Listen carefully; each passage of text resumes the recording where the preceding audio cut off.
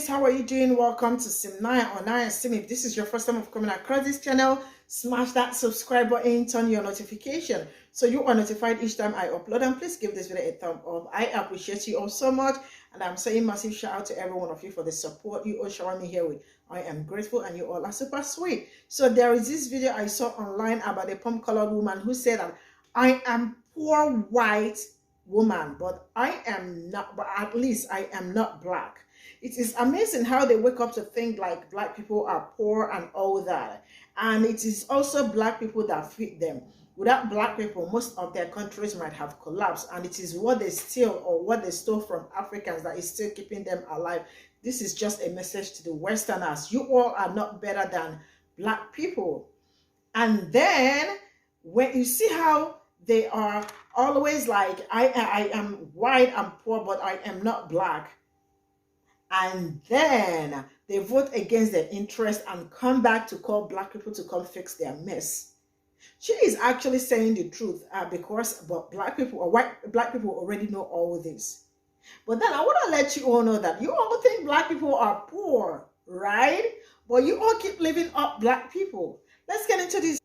Living in a household of poor white family, the only people that were on top of you were rich white folks. However, when it came down to black or brown people, although you are poor white people, they are still lower than you. When you see a non-white person who has more than you, you're like, wait a minute, that doesn't make sense. You're poor, white, at least you're not them. Like, get that superiority complex. If I walk in the room and be like, oh, okay, I can be the hottest person in this room. Because when you grow up with that mindset, you instantly feel superior because that's what you were raised to feel. And you look down on everyone else. You don't realize you do that, but it's how you feel. And it's like now I notice how other people treat me in a room. And oftentimes, like, I feel uncomfortable because I'm just like, are you approaching me just because I could bring you social class? Especially when I travel or if it's like interracial relationships. Like at first everything feels great. And then when you get to know them, things start unraveling. Internalized racism and like colorism and all that stuff starts to shine through. As soon as I see a few of those things, like for instance, like my ex in Jamaica, he was just like, I need to bring you around higher class people. And I'm like, who are the higher class people? He was referring to the lighter skinned people of Jamaica. And he was like a dark skinned person himself. And I was just like stuck. And I was like, what does that have to anything to do with being higher class? I went to visit like my dad like a few weeks ago. And do you want to know what he said to me? He said, I need to start having babies soon to preserve the white race. To conserve the white race? Yeah. The white people don't become the minority in this country. What were your parents saying in the household, or what were they even teaching you that caused you to develop this false sense of superiority, if you will? For one, it's a little bit to do with media. If you listen to media, who predominantly gets the lead role? White women, who are like the sidekick best friends. A lot of times, that's when the diversity pops in. So instantly, when you're raised around that, you get that main character energy. I am that center of attention and everyone else is my sidekicks. And so it's not just your family, it's the media as well. In the family dynamic, the only reason they feel unsafe is because there's a group of Latino kids just hanging out. So instantly you're like, those are bad, I am good. They don't directly say it. Subconsciously, that's what they feel. But that is the image that they are promoting. I just remember we can't become a minority. All these illegals are coming through.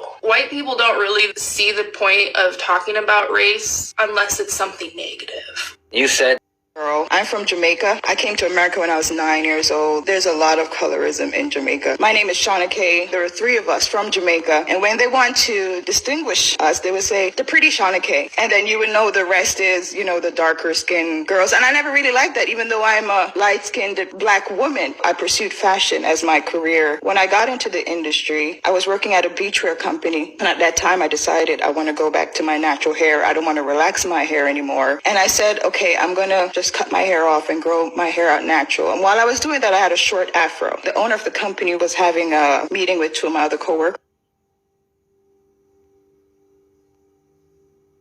coworkers, and he says to my coworker, who's one of my closest friends, she was a white girl, he said to her, I want cool people working at my company. I don't know about Shauna Kay and her hair. And at that time, she came and she told me, and I was like, he said that to you? Wow, so it's not about my work ethic. It's not about how much work that I put in and how hard I fought for my career. I was like, it's about that I'm a black person. So everything else was disregarded. But at the time, I was going through my metamorphosis. I was learning to love myself again, grow my hair natural. I know a lot of people don't want to say the strong woman thing, but I'm going to say it. If I wasn't a strong black woman, it would have broke me. Absolutely. I would probably decided, oh, cut my hair off, perm it again, go straight. You know, I don't want to deal with this in my career, because at that time I was fighting so hard for my career. You know, I've had a dream since I was 9 years old. I want to be a fashion designer. I want to work in the fashion industry. And now I'm in it, and this is what I'm getting. I wouldn't say it didn't affect me at all. It did to an extent, because when I was going on interviews for other companies, I would think to myself, would they hire me because I'm black? I didn't know what to do. I'm like, should I change my career? But I'm like, this is going to be the same anywhere I go. And there was another time at the same company, we had some black models come in because we were doing some editorials. And when I left the room, I guess the owner of the company said to the creative director, he said to her, these models don't look like the face of the company. They look like monkeys. Oh.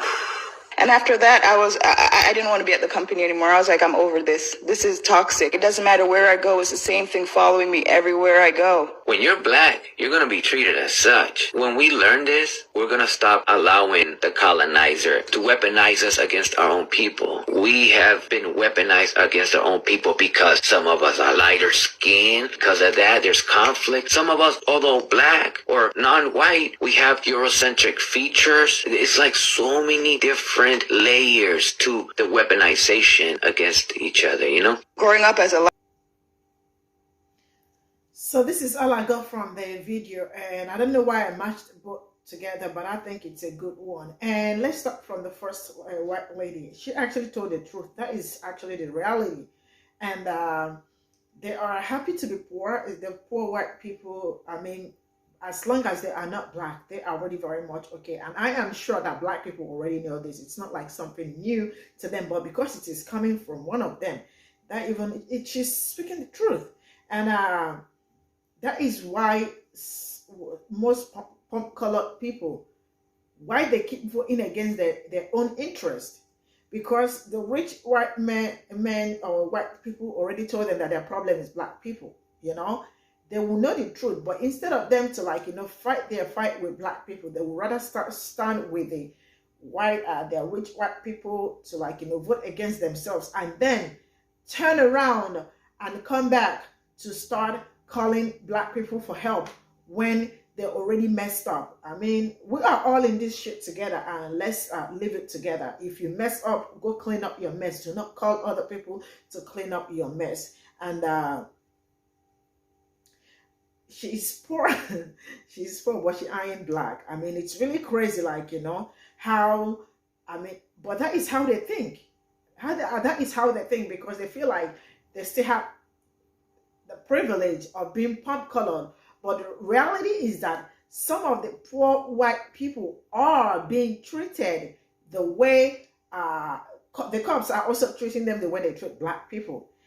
I mean, does that really make any sense? It doesn't make any sense. Instead of you to keep enduring that, and white nuts, come out and fight for yourselves, but they would rather stay back. You know, why do we have to fight for ourselves? Like, you know, we're still covered because we are pop colored and all that, but they're all dying inside and the rest of it. And I don't know where Ricardo always find them, but I mean, all those people that come here, but then the reality is that she spoke the truth.